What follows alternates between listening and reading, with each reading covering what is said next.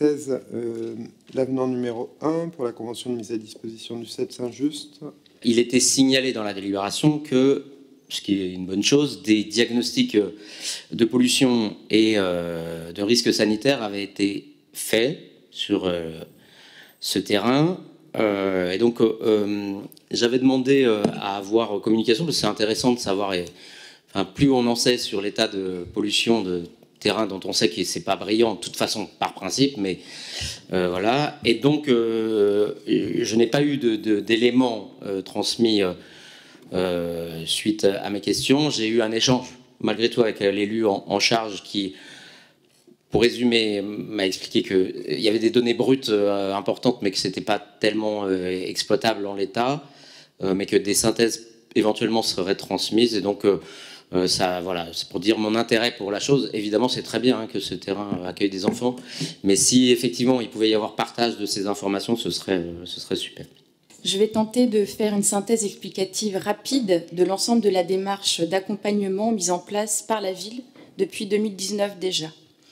La prise en compte de la pollution des sols dans les parcelles destinées à l'agriculture urbaine s'inscrit dans le cadre d'un projet expérimental en partenariat avec l'ARS ainsi que les bureaux d'études Tesora et Sécuragri sous la tutelle d'AgroParisTech. En collaboration étroite avec ces différents experts, la ville travaille sur la mise en place d'une méthodologie innovante afin d'avoir une meilleure connaissance de l'état des pollutions dans les sols d'une part, et afin de pouvoir maintenir certaines activités sur les parcelles impactées, tout en minimisant les risques sur la santé des différents publics accueillis d'autre part. L'objectif est de pouvoir développer des activités de plein air, préserver des risques liés aux pollutions par des mesures de gestion définies au cas par cas à partir des résultats de diagnostic. Il s'agit également de pouvoir optimiser chaque intervention en réduisant l'impact financier, mais aussi l'impact environnemental.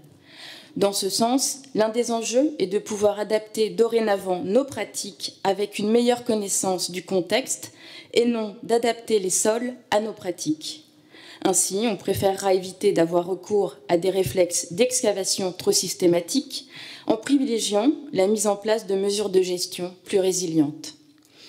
Concernant la parcelle située au 7 rue Saint-Just qui héberge l'association d'Un peu plus près ainsi que l'espace Art à Palabre, des diagnostics de sol ont pu être réalisés en février 2022 avec une évaluation des risques.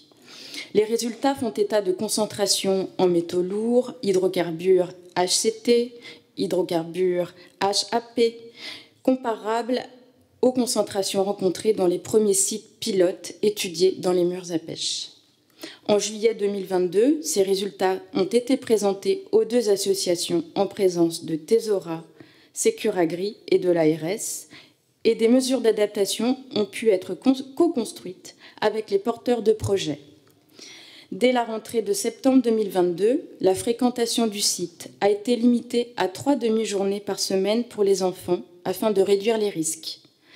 Et comme exemple d'application d'une mesure de gestion, la zone la plus fréquentée par les enfants de l'école a été identifiée comme la zone d'exposition la plus importante.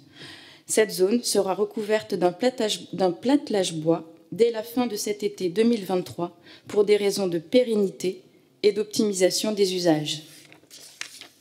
J'espère que cette réponse vous aura suffisamment éclairé et je propose que la suite des préconisations du 7 rue Saint-Just soit transmise au PV. Je mets donc la délibération 16 aux voix. Contre, abstention, unanimité. Je vous remercie.